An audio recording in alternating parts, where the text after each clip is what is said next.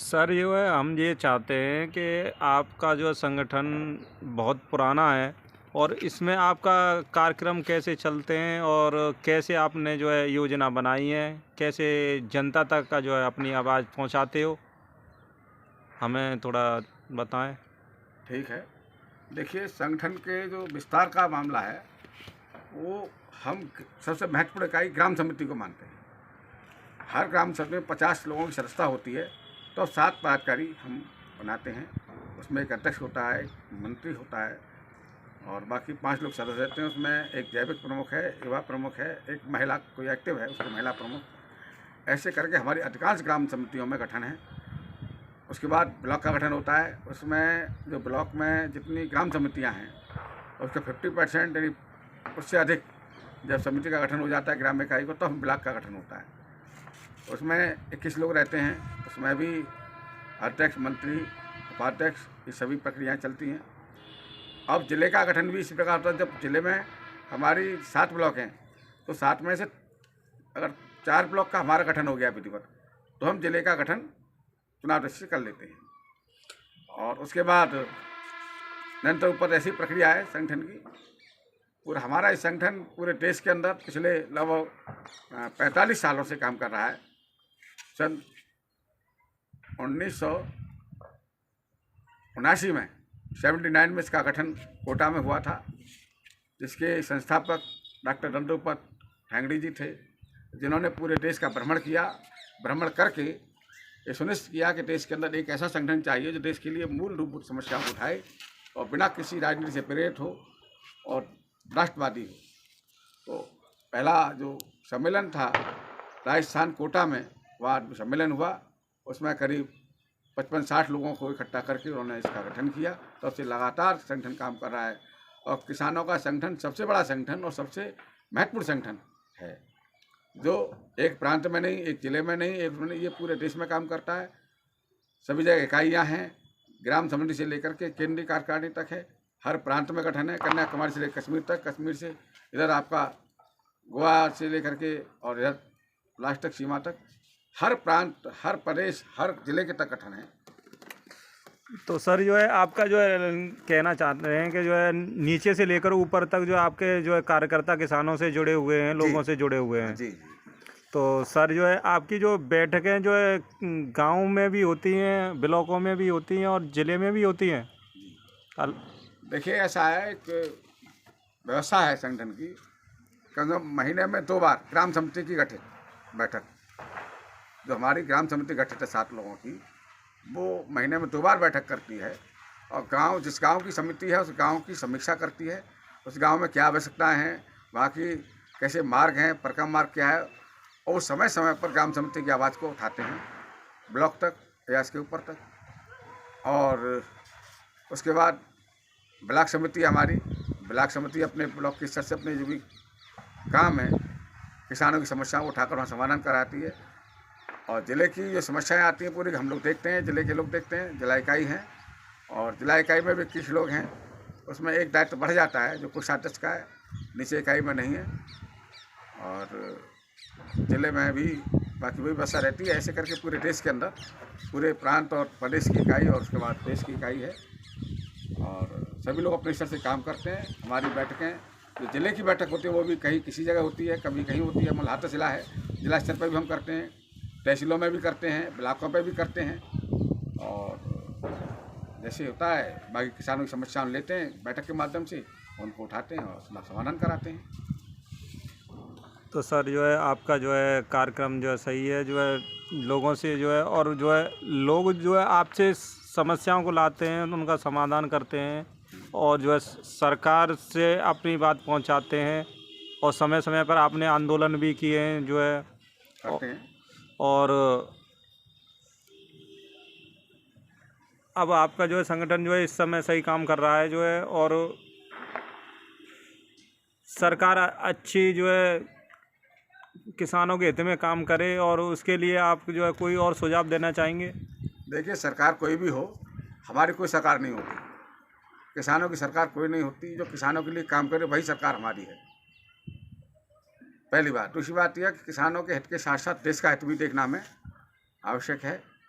हम वो कार्यक्रम करते हैं जिससे किसानों का हित हो, किसानों की आवाज़ सरकार तक पहुँचे। और सरकार नहीं मानती है तो फिर उसके आंदोलन भी करते हैं, प्रदर्शन भी करते हैं, धरना ज्ञापन भी देते हैं और उसके माध्यम से आवाज़ उठाते हैं। और किसानों की समस्याओं के लिए हम हरदम लड़ने का काम करते रहते हैं। तो सर जो है आप जो किसानों की समस्या उठाते हैं और जो है आप करते हो, जो है आप जो सदस्यों का विस्तार तरीके से आप जो है किस माध्यम से होता है, जो इसमें सदस्य कोई किसान लेना चाहे तो किस तरीके से जो सदस्यता ले सकता उसका है? प्रोसेस ये है कि 3 वर्ष बाद हमारी संस्था होती है। एक बार मेंबरशिप होगी 3 वर्ष के लिए होती है। और जब संस्था होती है तो पूरे कार्यकर्ता लगते हैं, हर ग्राम इकाई तक लगते हैं, ब्लॉक तक लगते हैं, ऊपर तक लगते हैं, सभी को जिम्मेदारी दी जाती है। और उसके हिसाब से लोग अपने ग्राम समिति में जाकर के 50 सदस्य बनाते हैं और उसमें 50 में 7 लोगों का चयन करते हैं। वही पदाधिकारी होते हैं 7 लोग, अध्यक्ष, मंत्री और बाकी 5 सदस्य। तो ऊपर का गठन जैसे होता रहता है, अध्यक्ष, मंत्री, कोषाध्यक्ष और उपाध्यक्ष सभी रहते हैं। और इसी जिला स्तर पर होता है, प्रांत और प्रदेश पर होता है। और उसका जो 10 रुपये शुल्क होता है, एक मेंबर बनेगा तो 10 रुपये का उसका रसीद कटेगी, 10 रुपये देगा तो वो सदस्य बनता है। और उसके माध्यम से एक ग्राम समिति में 50 और जितनी ग्राम समिति बनती है हमारी, उन सब में ये प्रोसेस चलता है और उसी में समिति बन जाती है। उसके बाद ब्लॉक इकाई होती है और काम करते हैं।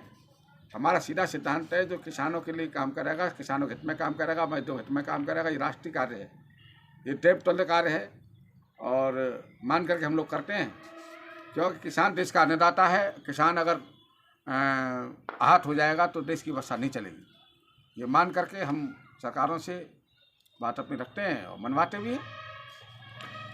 सर हमने देखा है कि आप जो है किसानों के अलावा भी कई समस्याओं को, किसी की कब्जे वाली ज़मीनों पर भी आपने आवाज़ें उठाई हैं और लोगों को सहायता भी की है और उन्हें कानूनी सहायता भी दिलाई है जो है।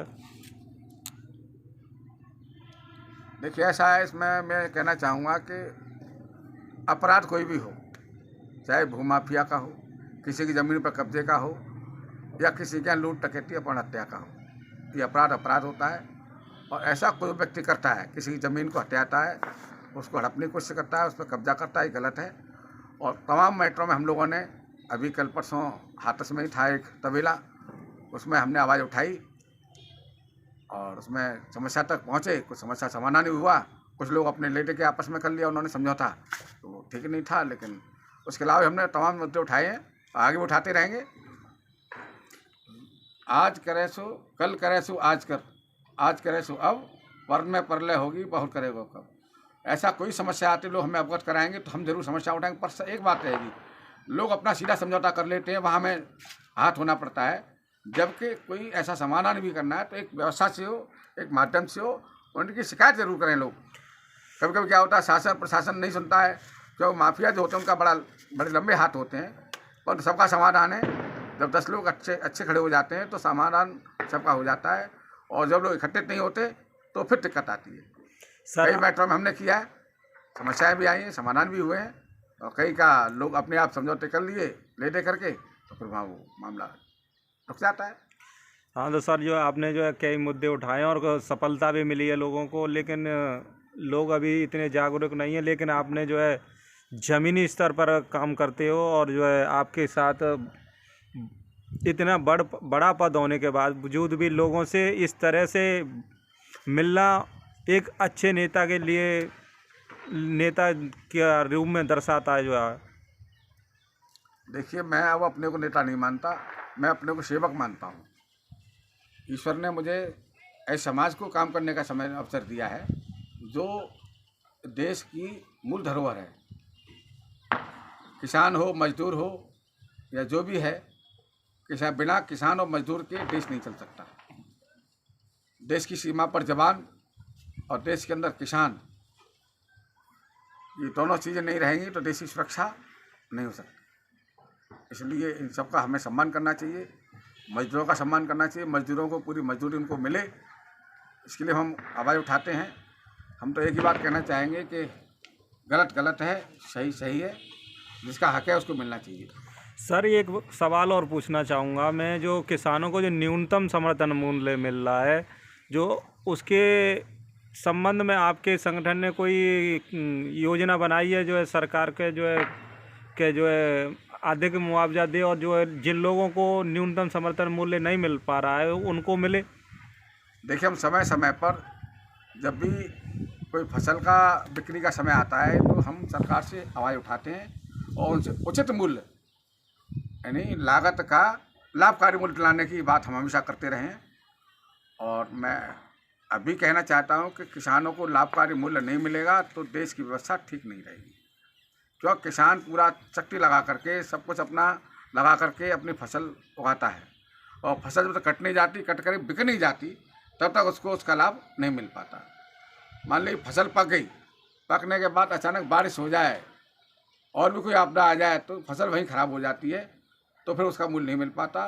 और जो कट कर के उसके घर में पहुंच जाए और बिक जाए तो उसको मानो कि उसके हाथ में थक में कुछ जाता है, उसके पहले कोई आपदा होती है तो उसका सरकार को ध्यान रखना चाहिए, किसानों को लाभ पहुंचाए, मजदूरों को लाभ पहुंचाए।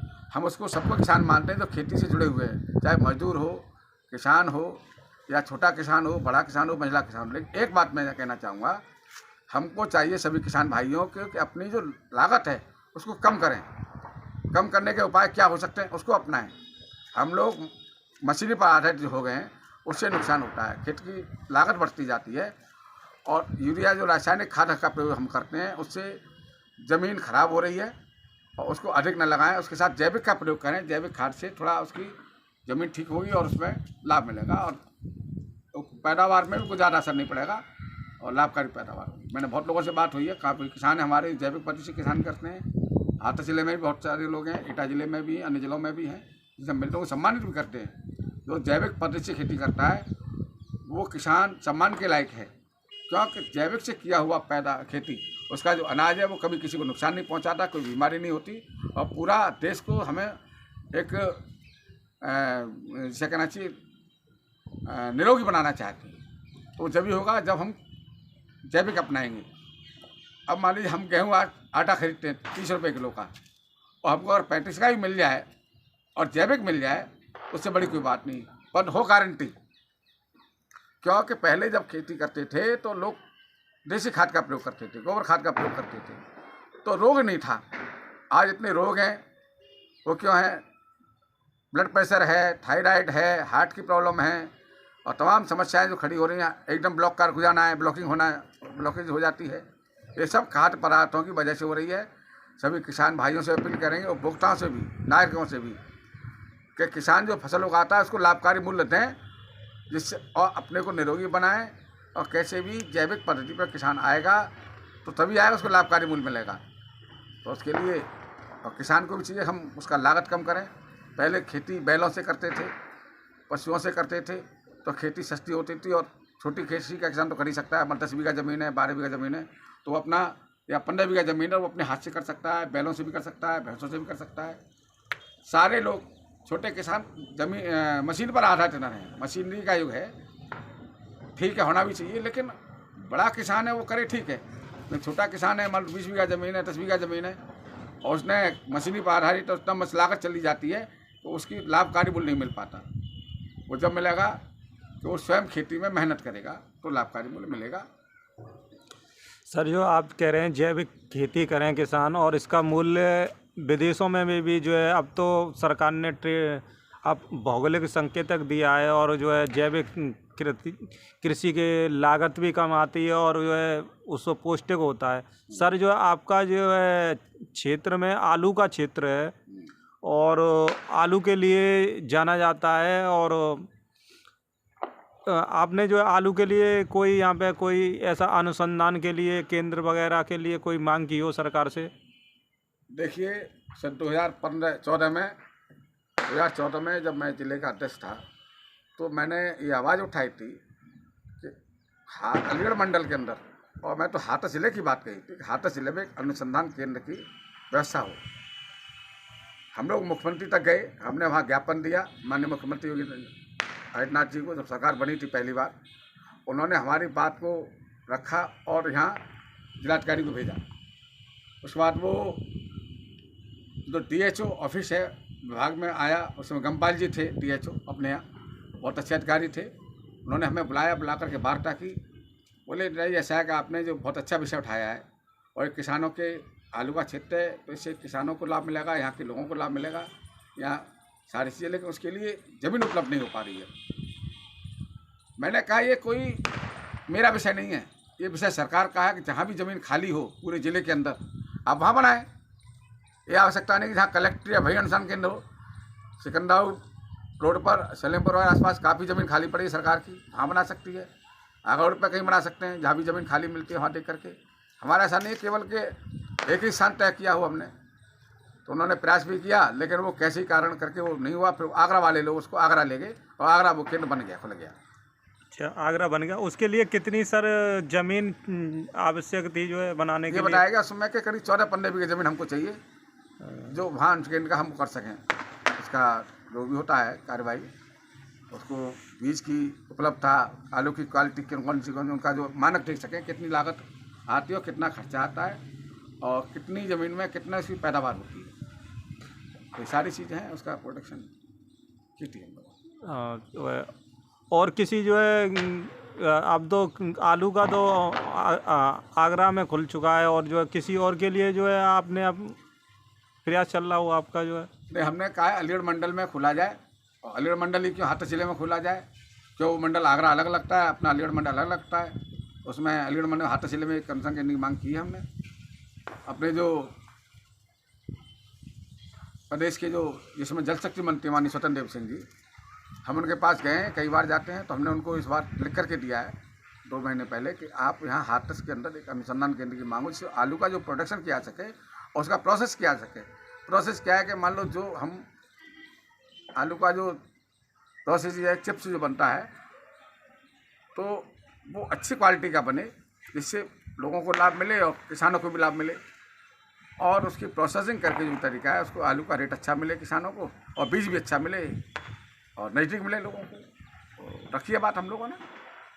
सर जो है किसान सम्मान निधि के लिए जो KYC सरकार करवा रही है, कुछ लोगों को अभी भी समस्याओं को, जो किसान पढ़े लिखे नहीं है, समस्याओं को समाधान करना पड़ रहा है, तो उसके लिए आपने किसानों को जागरूक किया है या कुछ सहायता की है? देखिए, हम लोग जो है किसानों के बीच में अधिकांश रहते हैं, और मेरा तो ऐसा है कि मैं तो अधिकांश गाँव में बाइक से निकलता हूँ और लोगों की समस्याएं लेता हूँ, और इसके लिए जिनको सम्मान निधि नहीं मिल पा रही, उनके फार्म भरवा के उनको बढ़वाने का काम किया है।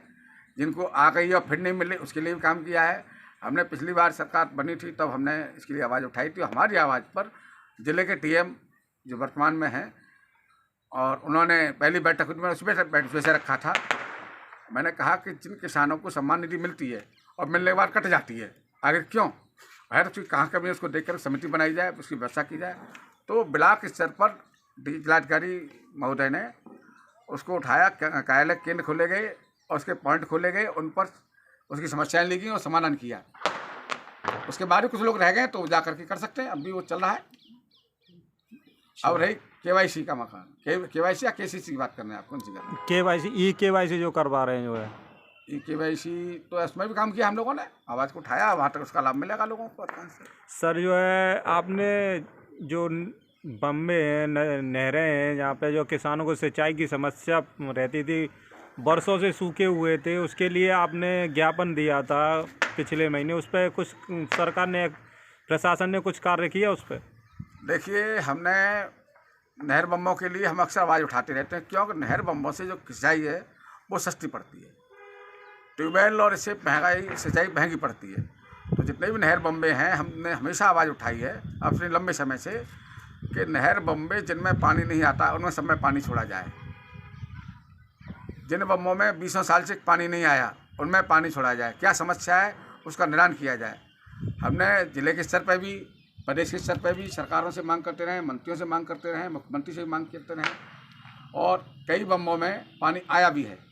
एक बम्बा अभी जो लाडपुर निकलता है, उसमें हमने 2 महीने पहले ज्ञापन दिया था जिलाधिकारी महोदय को, तो सभी बम्बों में जिले में पानी आया, उसमें भी आया।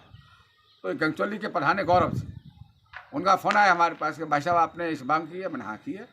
तो अरे हमारे एक समस्या भाई साहब कि हमारे जो बम्बा है उसी में गांव का पानी जाता है। तो हमने क्यों जाता है, ये तो नहीं है, ये गंदा नाला तो है नहीं, ये किसानों की सिंचाई का साधन है, आप स्वयं किसान हो अपने में, तो गलत किसको बोले ऐसा हमें 1 हफ्ते के लिए अगर सूख जाए और पानी बंद हो जाए तो हम उसकी व्यवस्था कर देंगे और वहाँ में हम पाइप डलवा देंगे, उसको व्यवस्था करेंगे। तो मैंने कहा अब नहीं, जब बम्बा सूखे तब आप करें इसको, इससे किसानों को नुकसान नहीं होगा और आपका भी काम हो जाएगा। तो उसके बाद कोई संज्ञान नहीं आया, उन्होंने किया होगा तो कुछ भी किया होगा। तो आपके जो है सिंचाई के लिए सबके लिए आपने काम किया है, और जो है और सरकार से कोई पशु अनुसंधान केंद्र यहाँ पर आपके मंडल में? देखिए, पशु अनुसंधान केंद्र की तो बात नहीं हो पाई अभी तक, हमारे संज्ञान में नहीं थी, लेकिन हमने गायों के संरक्षण की बात की। गाय संरक्षण और उसमें पशु संरक्षण दोनों ही आते हैं। तो गायों की व्यवस्था सरकार ने की है, लेकिन पशुओं की, आम पशुओं की नहीं करी अभी तक। हमारा मांग ये है कि जो आम पशु जो भी है, चाहे भैंस है, गाय है, बैल है, इनकी भी व्यवस्था की जाए। जो आवारा घूमते हैं उन पशुओं को व्यवस्थित करके रखा जाए, जिससे आवारा न घूमें, और जब वो व्यवस्थित होंगे तो लोग मांग भी रहेंगे। इसके लिए मूल रूप से मानता हूँ कि जो पशु आवारा घूम रहे हैं उसके लिए हम लोग जिम्मेदार हैं। किसान का इनकी जिम्मेदारी है कि अपने, हम गाय या भैंस दूध देती है तो हम उसको रखते हैं, और गाय दूध बंद कर दिया उसने तो उसको छोड़ दिया। तो पहले तो हमें सोचना पड़ेगा, गाय हमारी माता है और गाय पूजनीय है, और गाय का संरक्षण होना बहुत ज़रूरी है, और गाय के साथ कोई समझौता नहीं किया जा सकता, क्योंकि सबसे पहली हमारी जो पूजनीय है वो माता है, गौ माता है।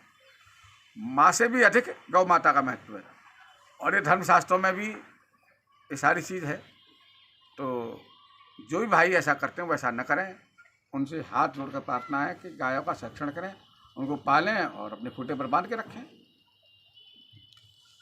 दोस्तों, आप सुन रहे थे भारतीय किसान संघ के प्रदेश उपाध्यक्ष श्री अनिल कुमार गुप्ता जी ने बताई किसानों की समस्याएं, और वो समय समय पर समाधान भी किया है। और कोई भी किसान को या किसी भी लोग को समस्या हो तो वो अपनी आवाज़, मैं उनका नंबर वीडियो के डिस्क्रिप्शन में दे रहा हूँ, उस पर संपर्क करें। और कोई भी समस्या हो, इतने समाज सेवक हैं और उन्होंने लोगों की आवाज़ें उठाई हैं, और वो आधी रात जनता के साथ रहते हैं, और कोई भी दिक्कत हो उनसे संपर्क करें और वो आपकी समस्या का समाधान करेंगे। वीडियो को लाइक करें, शेयर करें, और चैनल को सब्सक्राइब नहीं किया तो सब्सक्राइब करें। जय हिंद दोस्तों।